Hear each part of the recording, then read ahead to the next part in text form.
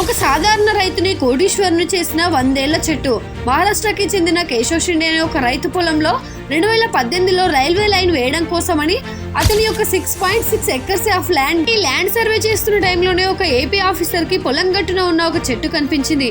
అది 100 ఏళ్ల నాటి ఎర్రచందనం చెట్టుగా గుర్తించారు.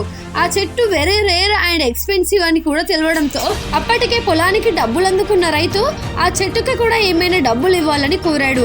కానీ అధికారులు మాత్రం రెస్పాండ్ అవ్వకపోవడంతో బాంబేలో ఉన్న హైకోర్టుకి ఆశ్రయించారు.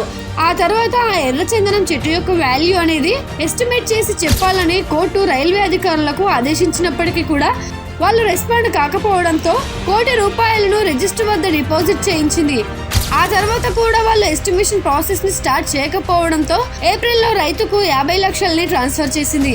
అయితే జూన్ నాటికి కూడా రైల్వే ఆఫీసర్స్ రియాక్ట్ కాకపోతే మిగిలిన 50 లక్షలు కూడా రైతుకు రిలీజ్ చేస్తామని చెప్పి కోర్టు తెలిపింది. ఇంటర్నేషనల్ మార్కెట్ లో కిలోకి ఎర్రచందనం యొక్క వాల్యూ అనేది 20 నుంచి 25 వేల ధర పలుకుతుంది. ఈ లెక్కన చెట్టు 1 crore నుంచి 5 crores వరకు ఉండవచ్చు అని చెప్పేసి షిండే ఫ్యామిలీ ఎస్టిమేషన్ చేస్తున్నారు. అయితే ఇలాంటి అదృష్టం మీకు కూడా తడితే బాగుండు అని అనుకుంటున్నారా? అయితే కామెంట్ చేయండి. ఇలాంటి మరెన్నో ఇన్ఫర్మేటివ్ వీడియోస్ కోసం మన వీడియోస్ ని లైక్ చేసి మన ఛానల్ ని సబ్స్క్రైబ్ చేసుకోండి.